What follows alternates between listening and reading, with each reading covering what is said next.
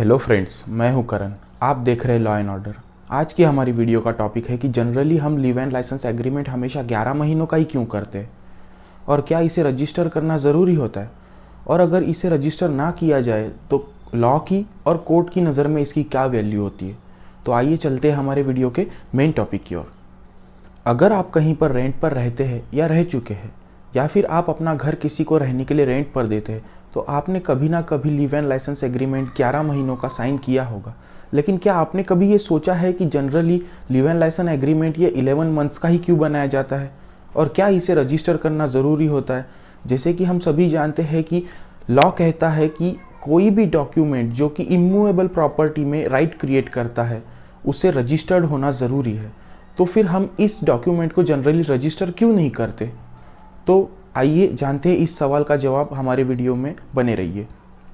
तो अगर हम बात करें लीव एंड लाइसेंस एग्रीमेंट की, तो हम सभी जानते हैं कि ये बॉम्बे रेंट कंट्रोल एक्ट के द्वारा डील किया जाता है, और इसी एक्ट की सेक्शन 55 मतलब कि धारा 55 ये कहती है leave and licence agreement registered होना बहुत ही ज़रूरी है।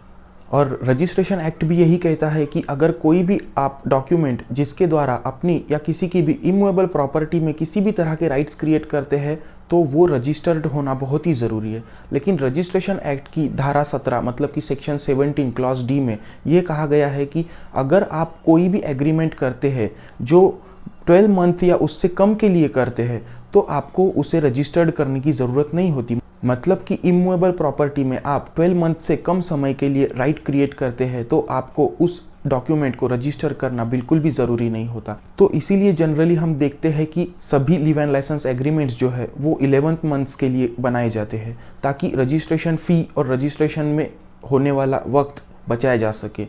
और जैसे कि हम सभी जानते हैं कि रजिस्ट्रेशन फ़ी ये एक बहुत ही ज़्यादा अमाउंट होती है in comparison to leave and licence agreement. अगर हम 100 रुपये के स्टैम्प पेपर पर लेकर बनाते हैं तो हमारा बहुत से बहुत 400-500 रुपये खर्चा होता है, और अगर हम उसी एग्रीमेंट को रजिस्टर करना चाहे तो करीब करीब 3 से 4 हज़ार रुपये का खर्च होता है। तो जनरली इसीलिए हम लीव एंड लाइसेंस एग्रीमेंट को हमेशा 11 महीनों के लिए ही बनाया करते हैं। तो इस तरह से देखा जाए तो हमारा एग्रीमेंट जो कि अनरजिस्टर्ड है वो लॉ की नज़र में पूरी तरह से वैलिड होता है, और कोर्ट में अगर आपको जाने की ज़रूरत पड़ती है तो ये वैलिड होता है और आप इसे कोर्ट के सामने एज एविडेंस पेश कर सकते हैं। अगर इस वीडियो में दी गई जानकारी आपको अच्छी लगी हो तो वीडियो को लाइक करें, चैनल को सब्सक्राइब करें, अपने दोस्तों के साथ में शेयर करें। Thank you.